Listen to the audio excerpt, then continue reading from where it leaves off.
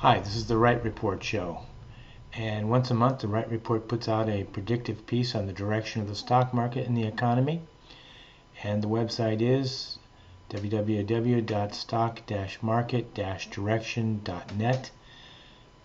The RITE Report's name was derived from an acronym of the four variables inherent in all economic transactions, which are risk, information knowledge, time, and effort. And of course, this would be for a service, and if the product were a material good, there would be an additional factor of material, or as land, as the economist would say. The RITE Report generates indices from monthly compilation of corporate, business, economic news generated from both governmental and private sources. These news indices are used as factors for prognostication of the market direction. The RITE Report, for the most part, does not use technical trend analysis, but relies mostly on the fundamental analysis of the news. With me is my co-host and good friend, Rick Samuelson. Rick is a venture capitalist from the West Coast. Good to see you, Rick. And you. And so let's get together. Let's get going on the this month's RITE Report. So to start, we're going to go with the negative economic and general business data snippets. And from the U.S. Census, total economic activity for March was 0.9% down. From the Bureau of Labor Standards, BLS, real average hourly earnings decreased 0.1% over the month, and the real average weekly earnings decreased 0.4%. And from the U.S. Census, U.S. retail and food services sales for April was a decrease of 0.2%, and sales of new single-family houses in April was 6.9% below March. New orders for manufactured durable goods in April decreased 2.1%. Total construction activity for April was nearly the same as March. New orders for manufactured goods in April decreased 0.8%. April 2009 sales of merchant wholesalers was down 0.4%.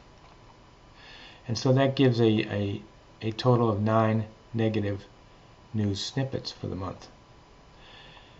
On the positive side of the ledger, new orders for manufactured goods in March increased about 1.9%.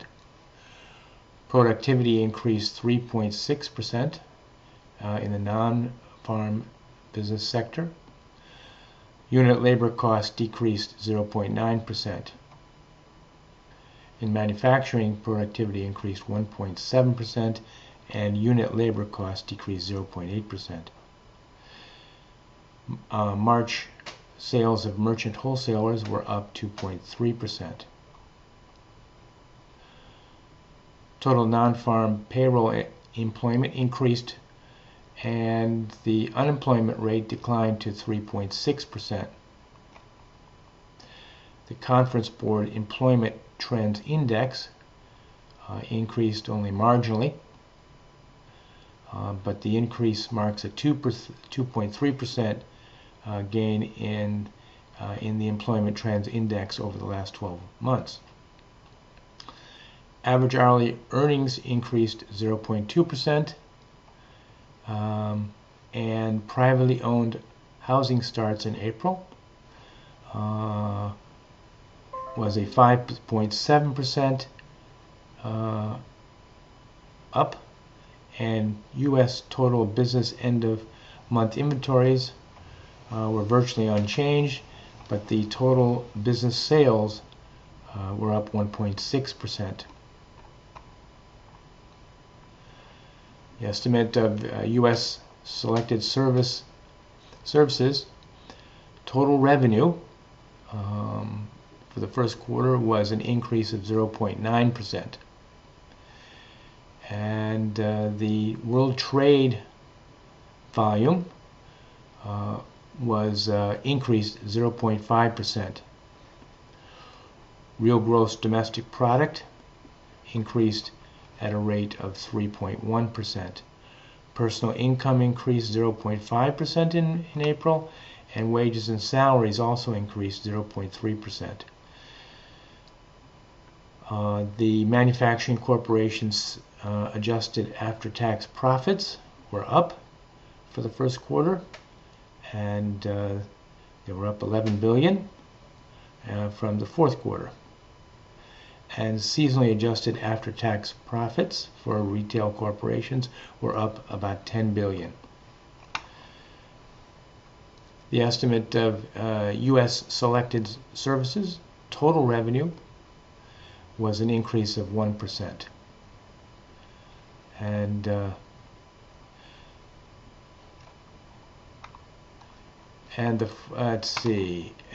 the productivity increased 3.4% in the non-farm business sector, and increased 0.4%, and unit labor costs increased 2%. Total non-farm payroll employment edged up in May about 75,000 jobs, and unemployment rate remained at 3.6% for a total positive news snippets at 18, which gives us about 2/3 to 1/3 positive versus negative. Now we're going to go over the economic analysis that we put together of indicators that we consider very important in being able to forecast the economy and thus the stock market. The high yield bonds edged down, so that's a negative. The iShares Select Dividend edged down, and these are we taking these closing costs as of the 7th of June. The Purchasing Matters Index indicated that it's at above 50%, and so the economy is expanding. That's positive. Construction spending was nearly the same, but the April figure is 1.2% below the April 2018 estimate, and so that's negative. Unemployment was unchanged at 3.6%. That's neutral. The civilian force labor participation rate remained unchanged at 62.8, neutral. The employment population ratio was also unchanged at 60.6%. But the Employment Trends Index of the Conference Board, which we had mentioned above, increased. So overall, it's a positive. The productivity was definitely up. Only the manufacturing output was down by 2%. But overall, it's a positive. The quarterly financial report of manufacturing, mining, and wholesale trade and services, the U.S. Manufacturing Corporation's seasonally adjusted after-tax profits was up 11 billion, and so that's a positive. Retail sales and food service sales was a decrease of 0.2%, but 3.1% above April 2018. Nevertheless, we're going to give that a negative. The combined value of distributive trade sales and manufacturers shipments in March was up 1.6%, so that's a positive.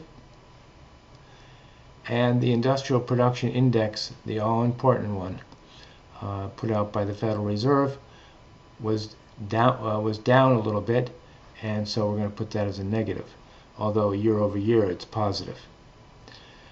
Velocity of money downticked also, so that's a negative, although it's on a overall uptrend. New residential construction, privately owned housing units were at a seasonally adjusted annual rate of 0.6% up,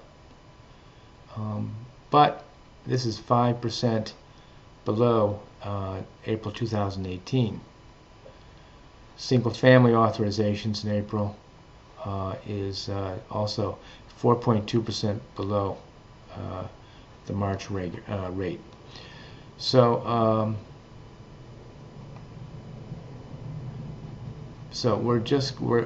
because the privately owned housing units is up, we're going to give that a positive. Conference Board leading economic indicators were positive, and their coincident economic indicators were also positive. Sales of new single-family houses in April was up 7%. Was below 6.9% below March, but is 7% above a year ago. So we're still going to give that a negative. On the report on durable goods, new orders for manufactured durable goods decreased 2.1%. So we're going to give that a negative. Existing home sales, they were down by the National Association of Realtors, was down 0.4%. And the BEA reported the GDP of positive 3.1%. That's great. And personal consumption indicators, expenditures was up 0.5%. Personal income up 0.5%, and consumer confidence index increased, so there's a positive. The restaurant performance indicator was above 100, so it shows an expanding, and so that's a positive. Corporate profits, as reported by the Bureau of Economic Analysis, decreased, so we're at negative. Manufacturer shipments, inventories, and orders for durable goods decreased 5.4 billion, or down 2.1%, negative. And the World Trade Monitor, which we talked about above, increased. So positive, we have 14 positive indicators, 11 were negative, which is a decrease from last month. So we've got, so overall, we're going to, the domestic political risk, we're going to place that as a 0 because there's a trade standoff with China. The tax risk is good because corporate taxes have been cut. Individual freedom is high because regulations are decreasing. Production of knowledge is good because the economics reported by the corporate profits is increasing. And technical analysis of the market in general is a long-term bull, although there was a short-term downtrend due to the trade tariff worries. And the general business and economic snippets that we went over above is positive at 66%, so it's we're going to give that a positive 2. And the economic indicators kind of fell a little bit from last month, from 18 to 14 positive. So we're going to add that all up to get a sum of 32, and it gives us a RITE strategy index of 70.8%, which is a significant fall from last month.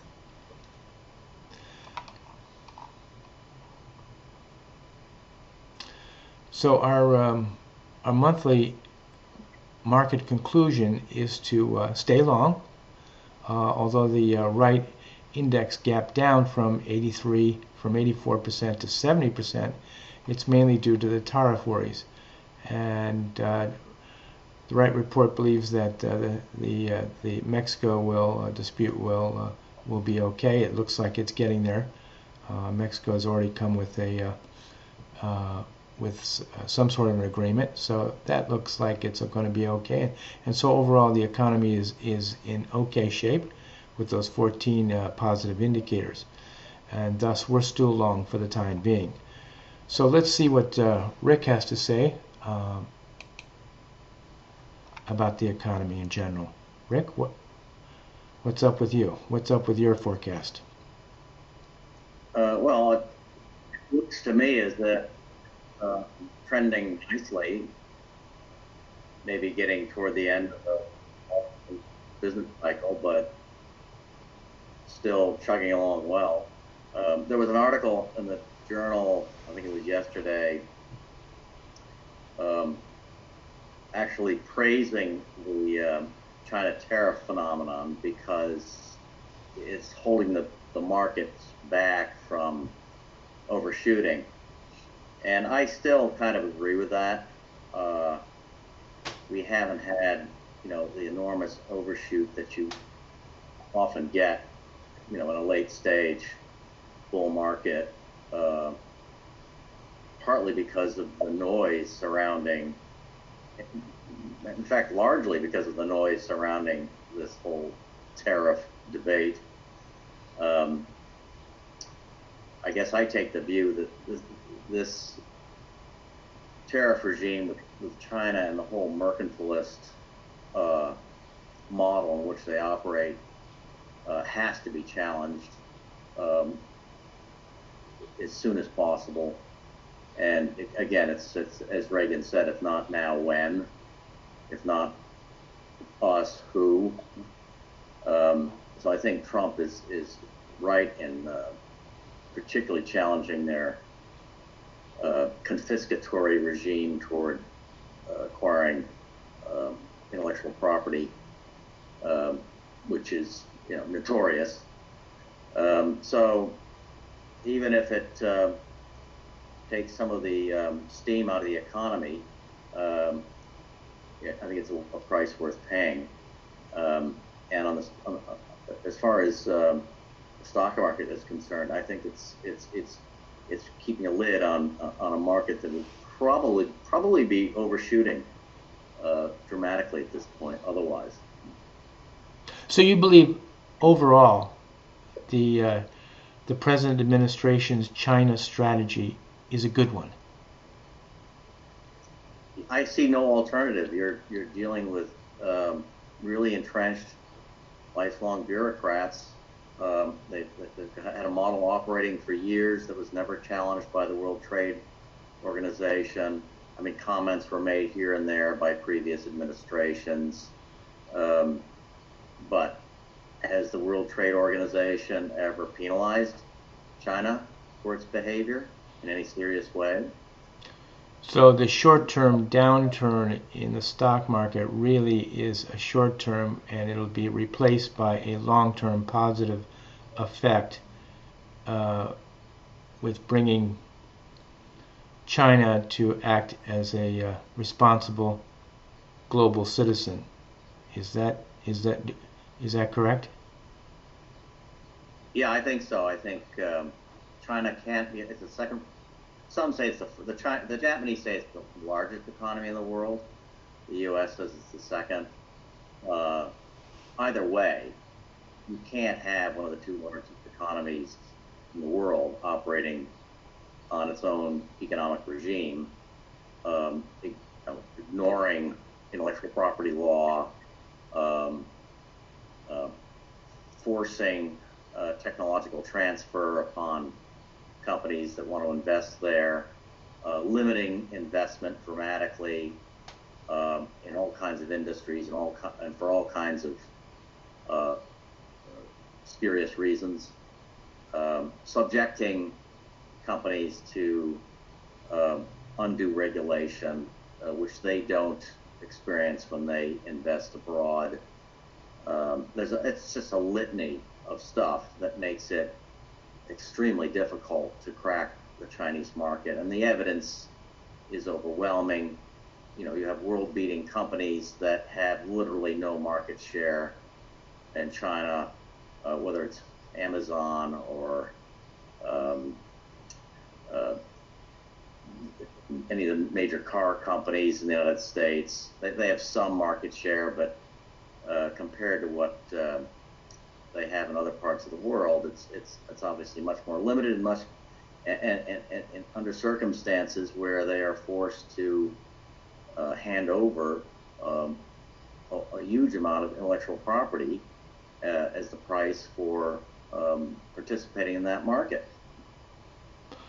Okay, Rick, thanks for that analysis, and we'll see everybody next month in the next edition of the RITE Report, which usually comes out in the second week of each month. Thank you. Thank you.